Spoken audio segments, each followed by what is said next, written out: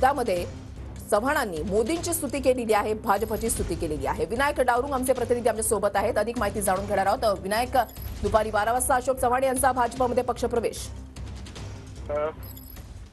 वृषाली बरोबर आहे। काल अशोक चव्हाण यांनी विधिमंडळ सदस्यत्वाचा राजीनामा जो दिला होता आणि त्यानंतर आपलं पक्षाचं सदस्यत्व पद जे आहे ते काल त्यांनी सोडलं होतं।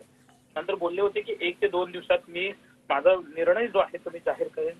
अखेर काल रात्रीपर्यंत हे सगळं शिक्कामोर्तब झाल्यानंतर भाजपमध्ये आज 12 वाजता जो आहे तो त्यांचा पक्षप्रवेश होतोय।